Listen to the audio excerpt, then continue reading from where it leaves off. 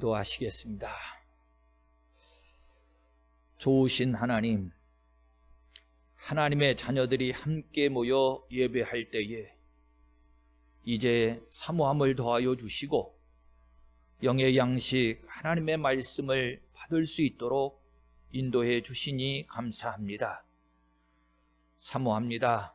더욱더 성령으로 충만케 해 주셔서 우리의 영이 반응하게 하시되 눈을 들어서는 하나님을 배우게 하여 주시고 귀가 열려서는 하나님의 음성으로 듣게 하시옵소서. 더하여 말씀이 등불이 되어지게 하시고 우리의 내일의 신앙의 자리를 꼭 인도해 주시옵소서. 이 정도 쓰임받습니다.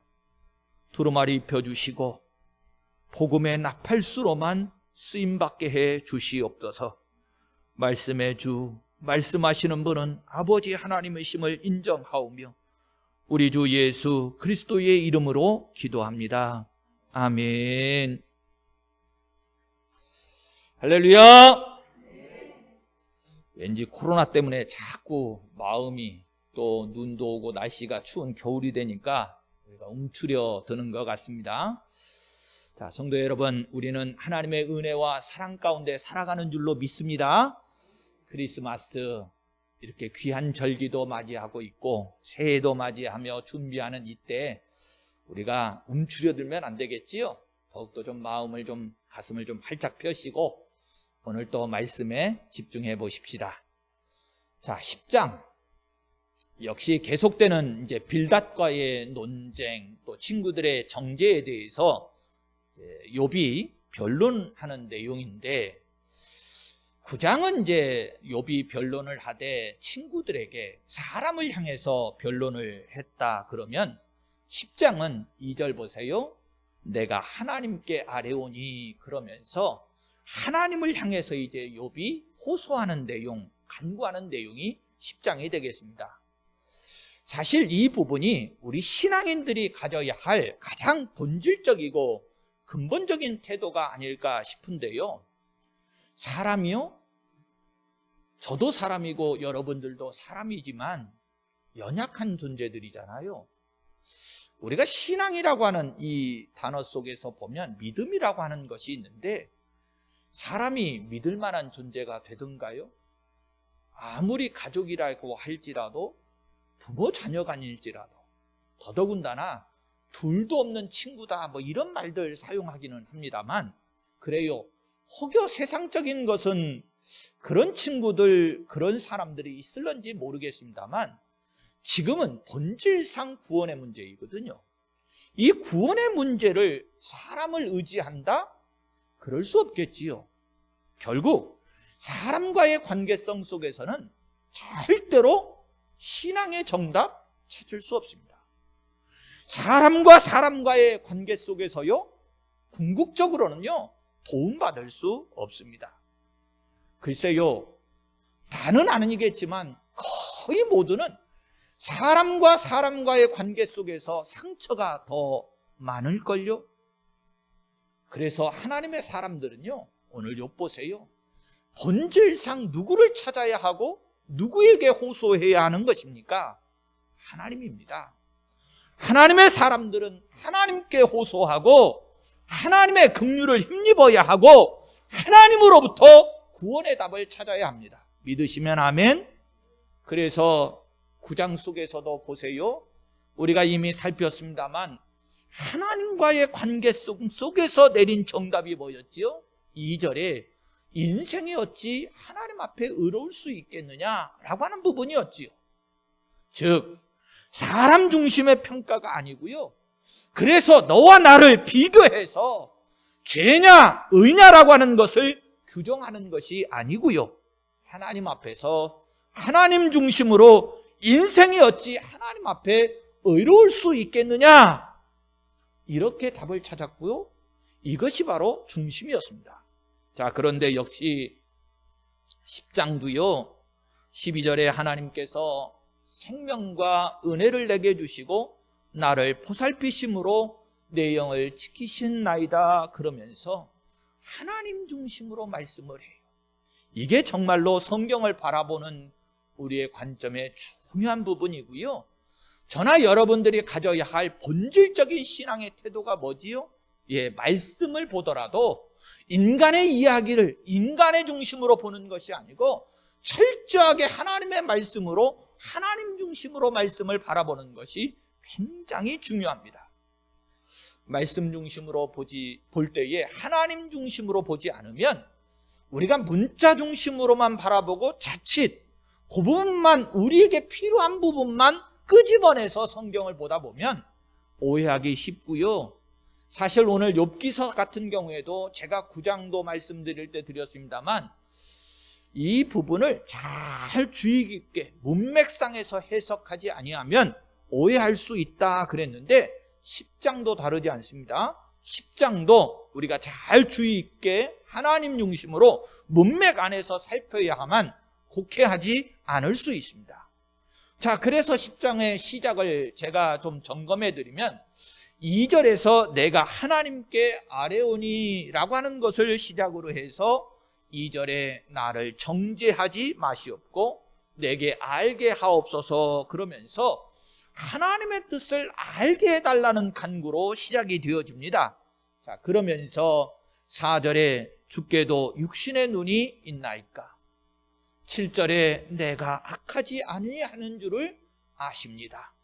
8절에 주의 손으로 나를 빚으셨고 만드셨는데 지금까지 12절에 생명과 은혜를 내게 주시고 나를 보살피심으로 내 영을 지키셨습니다. 이러면서 고백을 하면서 15절에 가서는 내가 의로울지라도 머리를 들지 못합니다.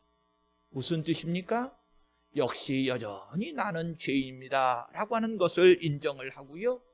그러면서 18절에 주께서 나를 태에서 나오게 하셨으면 어찌하심이니까 그러면서 한마디로 이 고난 당하고 있는 것 이게 무슨 뜻, 무슨 이유입니까? 라고 하는 것을 묻고 20절에 그치시고 나를 버려두사 잠시나마 평안케 해주십시오. 이건 문맥상으로 보면 이제는 나에게 죽음을 주십시오. 죽게 해주십시오. 그런 간구가 되겠습니다. 자, 이렇게 욥의 말은 구구절절이요.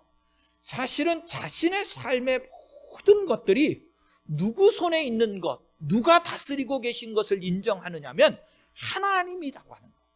내 모든 삶의 자리가 하나님 손에 있고 하나님의 섭리 가운데 있다라고 하는 것을 인정하는 말들로 가득 채워져 있습니다. 자, 그러면 조금 더 한번 중심으로 살펴보십시다. 먼저 이 내용 가운데서 좀 깊이 있게 보고 싶은 내용이 있었어요. 욥이라고 하는 사람에 대해서 성경이 어떻게 평가를 했느냐면 1장 1절에 하나님을 경외하며 악에서 떠난 자다 그랬거든요. 자, 하나님을 경외했다라고 하는 것부터 한번 살펴보실게요. 저와 여러분들에게 너무나도 소중하고 유익한 내용인데 깊이 있게는 다루지 못하지만 한번 짧게 저나 여러분들에게 적용시켜서 한번 말씀을 묵상해 보세요. 하나님을 경외했다 그러지요. 하나님을 경외했다. 저나 여러분들이 하나님을 믿는다 그럽니다. 그렇지요? 자, 하나님을 믿고 경외하고 섬긴다. 그런데 본질적으로 그러면 하나님을 경외한다라고 하는 이 욥, 하나님을 어떤 근거로 인해서 경외하는 것인가?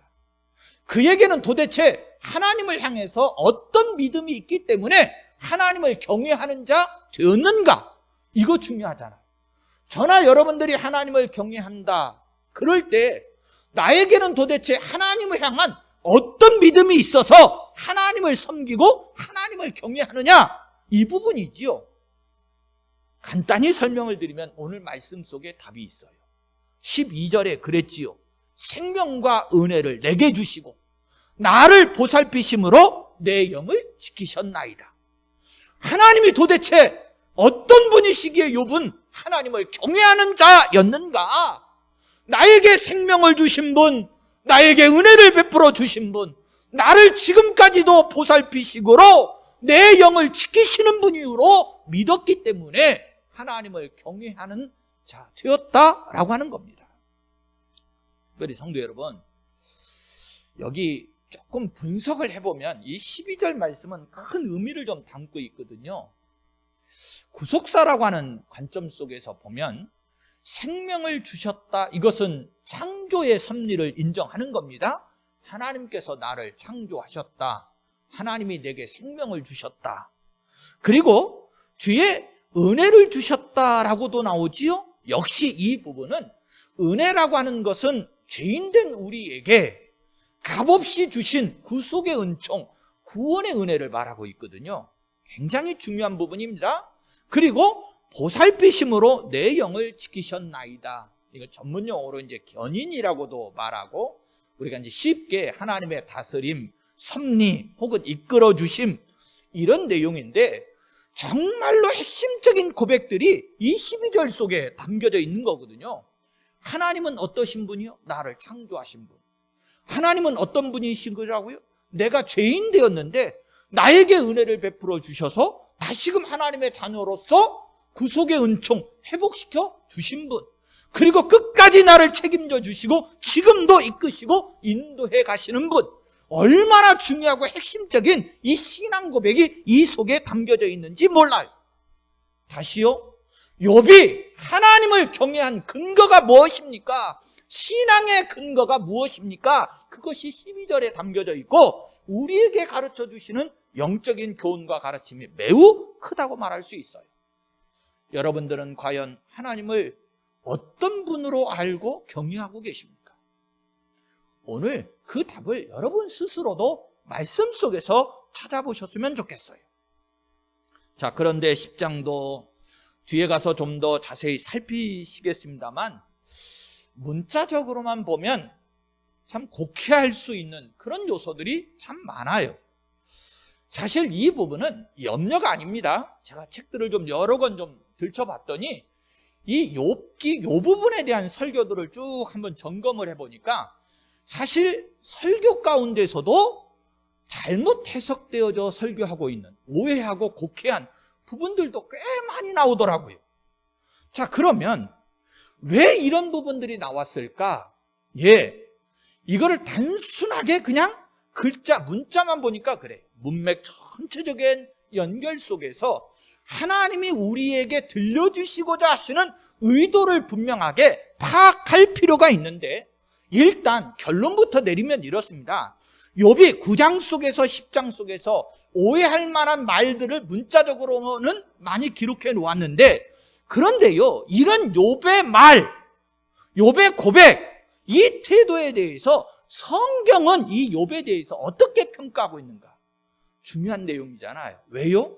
우리의 생각이 중요한 게 아니고 이 말씀 한 구절, 욥을 바라보고 있는 이 욥에 대한 평가도 성경이 어떻게 하고 있는가, 이 부분이 중요한 것인데, 자, 욥에 대해서 야고보서 5장 11절 말씀을 가보면 성경이 이렇게 욥을 평가합니다. 보라, 인내하는 자를 우리가 복되다 하나니 너희가 욥의 인내를 들었고 주께서 주신 결말을 보았거니와, 이렇게 말씀하십니다. 성경이 욥에 대해서 어떻게 인정하고 있다고요? 욥이 인내하는 사람이었다. 그리고 그 욥의 인내를 하나님께서 어떻게 보상해 주셨다. 이렇게 성경이 증언을 하고 있는 거예요. 그래서 10장에 나오고 있는 모든 욥의 진술들을 우리가 잘 살피셔야 되는데, 사실 이 욥의 이 10장 속에 나와져 있는 진술만 좀 생각해 보아도 욥이 과연 어떤 심령 속에서 이런 진술들을 토해내고 있는가라고 하는 것을 벌써 우리가 1절만 잘 묵상을 해도 깨달아 알 수 있는데, 1절에 그랬어요. 내 영혼이 살기에 곤비하니 내 불평을 토로하고 내 마음이 괴로운 대로 말하리라, 그럽니다. 자, 욥의 심정이 지금 어떤 심정 속에서 이렇게 불평도 토로하고 괴로운 마음도 이대로 쏟아내고 있는 것인가? 정말 그 마음이 살기가 힘들 정도로 곤비하다 그러지요. 자, 그런 아주 처절한 심정 속에서 이렇게 지금 쏟아내는데, 여러분, 사람에게 쏟아내는 게 아니에요. 앞에서 지금 9장까지는 사람과의 논쟁이었지만 10장에서는 이제 사람과의 관계성 속에서는 상처만 받았지 답이 없다는 거지요. 그래서 10장 속에서는 어떻게 해요? 하나님께 한다는 거예요. 하나님께. 내가 이런 괴로운 심정 속에서 이렇게 쏟아내는 말이다. 이렇게 우리가 받고 이해할 때에 10장이요 오해할 수 있는 성경이 아니고 오히려 욥의 그 진심이 나의 진심이 될 수 있는 것이고, 그리고 성경이 욥을 평가했듯이 하나님은 중심을 살피시는 분이시기 때문에 지금 욥의 중심을 꿰뚫어 보고 계시겠구나. 저나 여러분들도요 보여지는 이 모습이 아닙니다. 하나님은 항상 우리의 무엇을 보신다고요? 중심을 살피시는 부분이군요. 내 마음의 중심, 이 자리가 어떠한가? 자, 그러면 그렇게 중심을 보시는 하나님의 마음, 그리고 이 말씀을 통해서 우리에게 들려주시는 메시지가 뭔지를 쭉 말씀을 따라서 한번 진행을 해 가 보십시다. 2절부터 좀 시작을 해보면 그랬지요. 2절에 내가 하나님께 아뢰오리니 그럽니다. 자, 앞에서 말씀드렸어요. 9장은 거기까지는 사람들과의 논쟁이었지만 이제 10장은 하나님을 향해서 합니다. 자, 그런데 1절에서 우리가 읽어보았던 그 내용을 가지고 성경 속에서 좀 더 깊이 있는 의미를 담고 있는 성경 구절을 찾아보면 지금 욥이 어떤 심정으로 하나님께 말하고 있는가?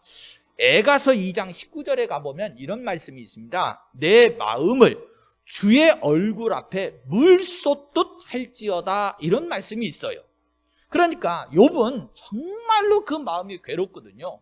더더군다나 친구들과의 관계성 속에서는 친구들로부터 죄인 취급을 받는데 정말로 억울하고 원통하기도 하거든요. 그러니까 지금 하나님 앞에 지금 쏟아놓는데 마치 어떤 심정이냐, 하나님 앞에 물 쏟듯이 그런 모든 것들을 다 쏟아내는 심정으로 지금 말하고 있는 거예요.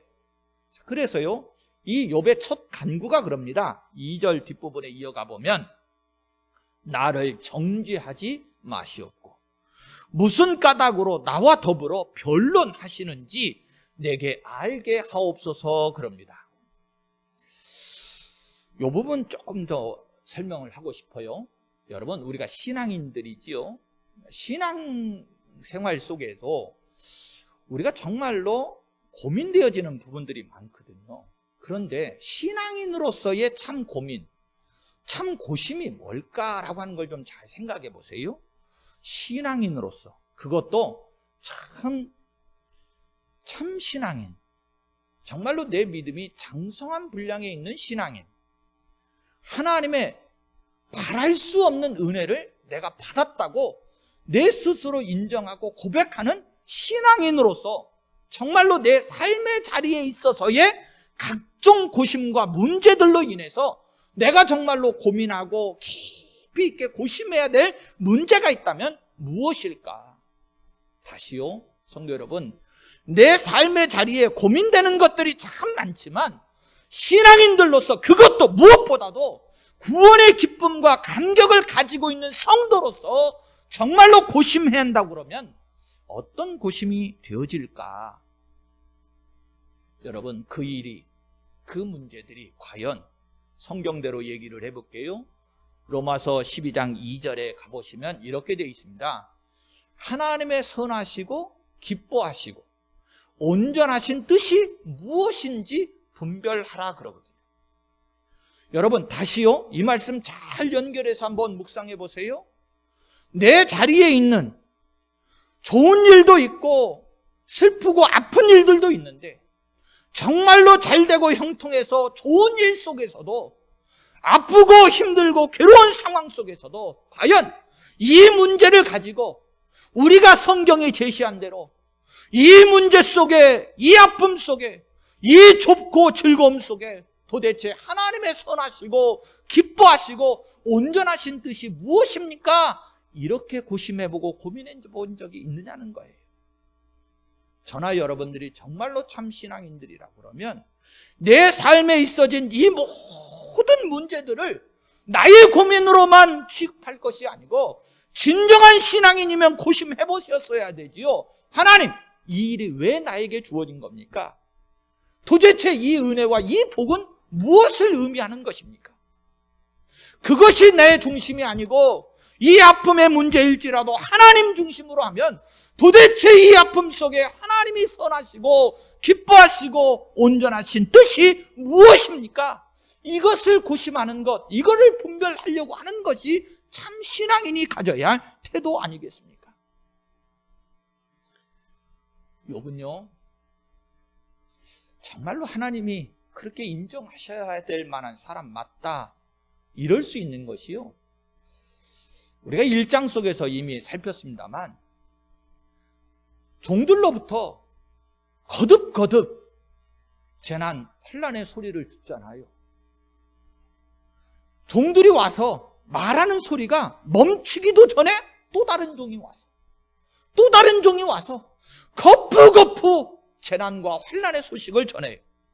그럴 때요, 욥이 바로 무릎을 꿇습니다. 1장 20절과 21절을 보면 이렇게 돼 있어요. 욥이 일어나 겉옷을 찢고 머리털을 밀고 땅에 엎드려 예배하며, 하나님께 예배했다는 거예요. 그 상황 속에서 다시요, 욥이 일어나 겉옷을 찢고 머리털을 밀고 땅에 엎드려 예배하며 이르되 내가 모태에서 알몸으로 나왔사온즉 또한 알몸이 그리로 돌아가올지라. 주신 이도 여호와시요 거두신 이도 여호와시오니 여호와의 이름이 찬송을 받으실지니라. 아멘. 이렇게 고백을 합니다. 사실 이 부분은 좀 더 묵상을 할 텐데, 여러분 여기까지 먼저 보시면 욥의 태도를 좀 보자는 거예요. 욥이 정말로 하나님의 선하시고 기뻐하시고 온전하신 뜻이 무엇인지를 알았을까요? 요때 요 순간 말입니다. 연거피 재난과 환난이 들이닥치는데 이때 알았겠냐는 거예요. 그런데 모르지만 아직 분별은 안 됐을 것 같은데, 왜요? 지금까지 친구들과의 논쟁 속에서, 이 10장 속에서도 그가 고백하며 쏟아놓는 내용들 쭉 보면 아직 욥은 헤아리지 못하고 있습니다. 그런데 가장 기본적인 태도는 흔들리지 않습니다. 그 기본이 뭐지요? 예, 하나님은 찬송받으셔야 될 부분이랍니다. 나에게 어떤 상황이 닥쳐왔다 할지라도 중요한 원칙은 뭡니까? 하나님은 이 일을 통해서 틀림없이 찬송받으실 것이다. 할렐루야! 이것을 바로 세우고 있는 거예요. 욥은 몰랐어요. 보세요, 우리가 잘 알고 있듯이 하나님의 나라 이 천상에서 사탄과 이 하나님이 나누는 대화의 내용을 욥이 알았습니까? 몰랐어요. 몰랐어. 그리고 틀림없이 몰랐음에도 불구하고 인정하는 것은 하나님이 나를 다스리시고 섭리하신다. 지금도 내 삶을 간섭하고 계신다. 앞서서도 말씀드렸습니다만, 만약에 욥이 하나님 나라에서 하나님과 사탄의 대화의 내용을 알았더라면 어떤 환난과 공고가 더 심하게 닥쳤을지라도 그는 기쁨으로 그 환난을 감당했을 거예요. 그런데 몰랐거든요. 그런데 여기서 좀 더 우리 생각해 보십시다. 저나 여러분들이 생각해 볼 내용이, 지금 이 욥기서에 있는 이 내용들, 이것을 우리 신약의 성도들을, 우리가 이제 저나 여러분들, 신약의 시대를 살아가고 있는 저와 여러분들은 과연 어떻게 받아들여야 될까? 똑같이 인식해도 될까라고 하는 이 부분이에요. 2절에 무슨 까닭으로 나와 더불어 변론하시는지 내게 알게 하옵소서. 욥이 모르니까 알려달라고 그런 것이지요. 그렇지요? 그런데 저나 여러분들도 과연 하나님 앞에 이런 문제가 닥쳤을 때, 하나님, 왜 이런 일이 나에게 닥쳤는지 알려주세요. 그리고 똑같이 욥처럼 물어야 하는가라고 하는 부분이에요. 제가 한번 여러분들에게 그러면 여쭤보고 나서 한번 시작해 볼게요. 저나 여러분들도 참 많은 섭리와 어려움, 고난 속에서 닥치는 일들이 많지요? 자, 그럴 때 여러분들은 하나님 앞에 어떻게 하고 계십니까? 자, 구약의 성도들 지금 욥을 보고 있고요. 신약의 성도들인 저나 여러분들을 좀 보세요. 우리도 욥처럼 하나님 앞에 하나님, 도대체 이 일이 나에게 왜 닥친 겁니까? 이렇게 물어야 할까요? 아니면 묻지 않아야 할까요? 둘 중에 하나. 50대 50입니다. 자, 물어야 한다 한번 손 들어보세요. 하나님께 물어야 한다. 자, 손 내리시고. 묻지 않아야 한다 한번 손 들어보세요. 유일하게 손을 드셨는데 오늘 분위기 전환을 위해서 유일하게 손 드신 우리 이춘자 권사님께 한번 여쭤보겠습니다. 편하게 대답하세요. 어차피 다 몰라요. 네. 왜 묻지 않아야 됩니까? 섭리를 믿으니까 일단 박수는 보내드리겠습니다. 네. 아니, 용기가 대단하셔서 그런 거예요. 답도 틀렸다는 건 아닙니다. 우리는 답을 알고 있기 때문에 물을 필요가 없다는 거예요. 구약의 성도들은 몰랐어요. 그런데 신약의 성도들은 답을 알거든요. 답을 아는데 왜 물어요? 다시요, 잘 점검해 보셔야 됩니다. 구약의 성도들은 모르는 문제가 있어요. 그러니까 물어요. 신약의 성도들에겐 답이 주어졌어요. 그런데 물어야 된다는 얘기는 무슨 뜻이냐면 모르고 있다는 거잖아요. 답이 주어졌음에도 불구하고 모르는 것이 문제지, 여러분, 하나님께 물어야 할 문제가 아닙니다. 답은 우리가 어디서 찾아야 되지요? 하나님의 말씀, 성경 속에서 찾아야 되는 거예요. 자, 일단 에베소서 3장 9절의 말씀을 보면 영원부터 만물을 창조하신 하나님 속에 감추어져 있던 비밀의 경륜이, 비밀이 밝히 드러나 이미 우리는 알게 됐다는 거예요. 다시요, 구약의 시대에는 감추어져 있었던 비밀인데 신약의 시대에는 우리에게는 어떻게 됐다고요? 드러나서 이미 다 알려지게 됐다는 거예요. 신약과 구약의 차이를 얘기해 보세요. 그러면 다른 것 아니에요. 구약의 시대에는 감추어져 있었어요. 그런데 신약의 시대는 밝히 드러났어요. 이것이 구약과 신약의 차이예요. 구약의 성도들은 아직 감추어져 있기 때문에, 깨달아 알지 못하기 때문에 무슨 까닭으로 나와 이렇게 하시는지, 왜 이렇게 더불어 변론하시는지 나에게 알려주십시오. 그리고 물을 수밖에 없지만, 그러나 신약의 성도들은요, 오히려 어떻게 반응하시는 줄 아닙니까? 자, 성경 구절을 쭉 한번 찾아봐 드릴게요. 이런 문제들 앞에 신약의 성도들의 반응을 보세요. 베드로전서 4장 13절 말씀을 보면 오히려 너희가 그리스도의 고난에 참여하는 것으로 즐거워하라. 이는 그의 영광을 나타내실 때에 너희로 즐거워하고 기뻐하게 하려 하심이라. 그러면서 오히려 뭐 하라고 말씀하죠? 즐거워하라고 말합니다.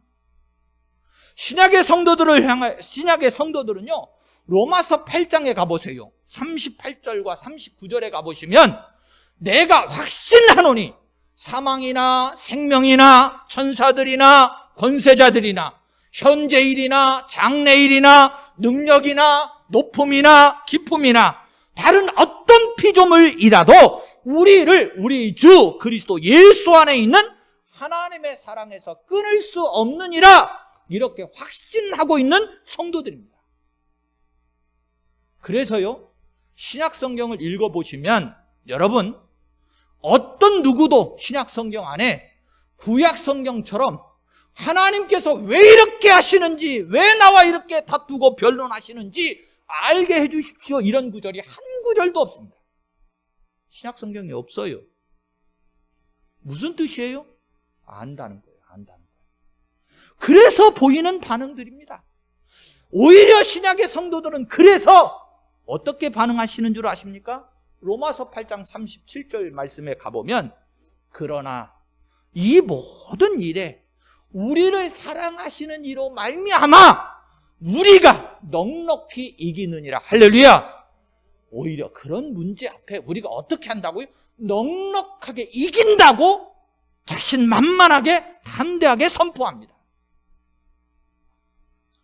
저는요, 이 말씀을 묵상하면서 제 스스로도 점검하고, 제가 폭을 얼마나 넓히겠습니까? 우리 군복교회 성도들의 한번 영적인 신앙의 건강 상태들을 점검을 해보았어요. 이 말씀을 묵상하고 있는 나도 연약하구나. 목회자인 내가 연약한데 우리 성도들은 얼마나 연약할까? 먹이고 입히고 하나님 앞으로 인도해 가야 할 목회자도 이렇게 연약한데 우리 성도들은 얼마나 연약할까? 그저께 제주도에서 지진이 좀 났지요? 그렇게 큰 지진도 아닙니다. 몇 해가 지난 것 같습니다만 우리 그 추부 마전에서 진도 그때 3이었습니까? 지진이 났지요? 저는요 처음 그렇게 경험해 봤습니다. 지진을 진도 3이라는데 새벽에 얼마나 놀랐느냐면 꽝 소리가 나면서 막 흔들리는데 놀래겠더라고요. 우리나라는 그래도 좀 좋은 나라인지 제주도는 진도 5가 났다는데도 그렇게 큰 피해는 없었더라고요. 근데 외국 같은 데를 보면 조금 가난한 나라, 기반 시설들이 약한 나라들은 진도 오면 허물어지고요. 그리고 피해도 많이 나타나는 것을 볼 수 있어요.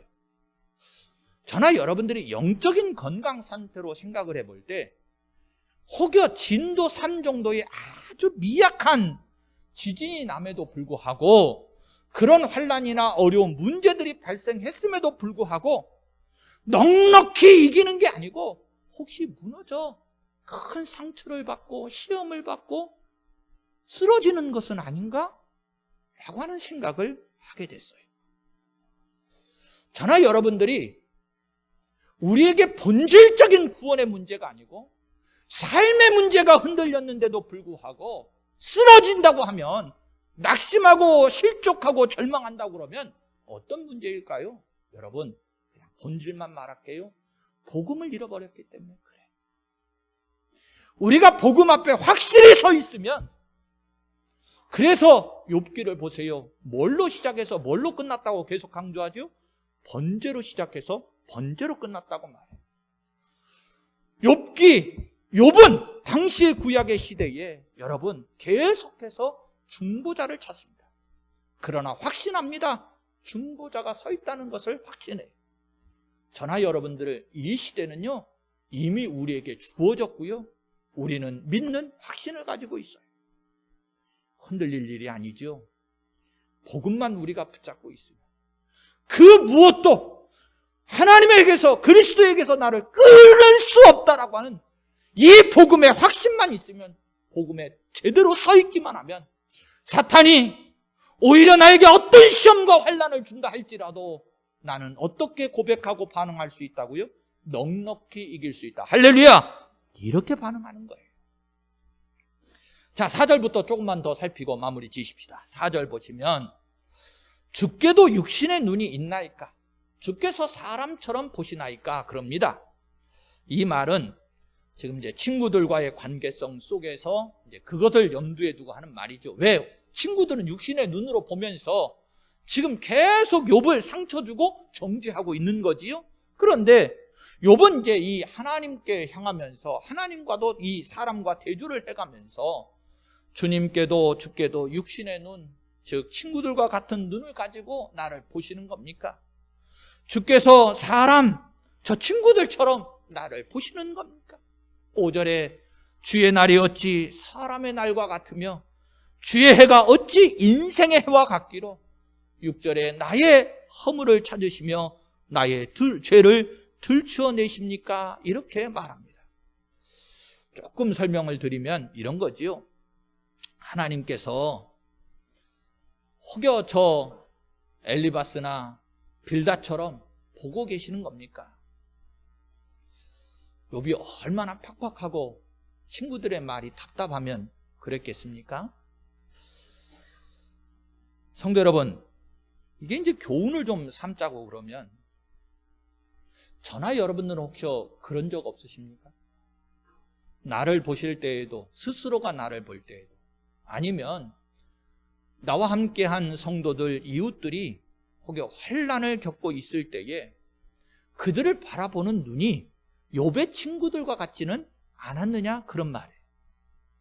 어떤 죄가 있길래, 얼마나 하나님 앞에 큰 죄를 저질렀기에 저런 환난, 저런 고통을 겪고 저런 시련을 당하고 있는 것은 아닌가라고 하는 거지요. 아니요, 그거 아닙니다. 자, 욥은 지금 계속해서 하나님이 욥기를 통해서 주시는 게 뭐지요?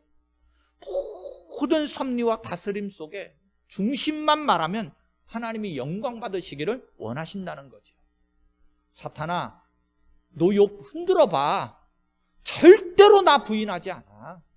오히려 나에게 더 무릎 꿇고 나에게 더 간구하고 조금도 흔들리지 아니하고 나를 붙잡고 설 리가 욥이야. 할렐루야. 하나님은 누구를 신뢰하고 있죠? 욥을 그렇게 철저하게 신뢰하고 있는데 친구들은 육신의 눈을 가지고 보면서 조금 흔들리는 모습 속에 정죄를 일삼고 있습니다. 하나님은 그렇지 않아요. 저나 여러분들도 우리 스스로를 좀 한번 되돌아보면서 나는 그런 적은 없는지 회개해 볼 필요가 있어요. 자, 그러나 7절에 그럽니다. 주께서는 내가 악하지 않은 줄을 아시나이다. 그렇지요. 우리도 성경을 보면서 욥이 악하지 않다는 걸 알아요? 하나님은 모르실까요? 하나님께서도 잘 아실 것이라고 생각을 합니다. 자, 그러면서 7절 뒷부분에 주의 손에서 낫을 벗어나게 할 자도 없나이다 그래요. 이 부분은 간단하게 좀 설명을 드리고 끝내야 될 것 같으네요. 두 가지의 뜻이 있는데 욥이 당하고 있는 고난도 하나님이 다스리시고 섭리하시는 내용인데 이것을 못하게 할 자가 있겠느냐, 그런 의미 있어요. 하나님의 주권 속에 하나님의 손안에서 이루어지는 일을 방해하고 못하게 할 자가 있겠느냐, 이런 뜻을 담고 있기도 하고요. 또 한 가지는 적극적으로 좀 생각해 보면 그렇습니다. 신명기 33장 3절 말씀에 가보면 모든 성도들이 다 그 수중에 있다고 그럽니다. 또 요한복음 10장 29절에 가보면 아버지 손에서 빼앗을 수 없느니라, 이렇게 분명히 선언하십니다. 그러니까 자신도 하나님께서 붙잡고 결코 놓지 않으실 것이다 라고 하는 확실한 믿음을 가지고 있다는 거예요. 다시요, 굉장히 중요한 부분이에요. 성도 여러분, 우리의 날수가 이제 하나님 부르실 때까지 얼마나 남았을까요? 다 각기 다르시지요? 예, 요즘 이 시대로 보면 저에게 적용시키겠습니다. 제가 아직까지 절반밖에 못 산 것 같아요. 요즘은 이제 뭐 90세도 이제 막 그냥 자연스럽지요? 100세 시대라는 말이 나온 지는 벌써 오래됐습니다. 그러니까 저때 가면 적어도 한 120살은 그냥 거뜬히 살 것 같고, 그렇게 생각하면 제가 절반도 아직 못 살았어요. 절반을 더 살아야 되는데, 지금까지 살아왔던 삶의 발자국과 경험들만 보아도 앞으로 제 인생의 남은 시간 동안에도 예측할 수 없는 많은 어려움도 있고 여러 가지 별의별 일들이 다 있을 것 같아요. 자, 그런데 거기에서 내가 가져야 할 믿음의 태도가 뭐예요? 어떤 상황 속에서도 하나님은 나를 놓으신다, 안 놓으신다? 절대로 나를 놓지 않으실 것이다. 욥이 가진 믿음이고요, 저와 여러분들이 가져야 될 믿음인 줄로 믿습니다.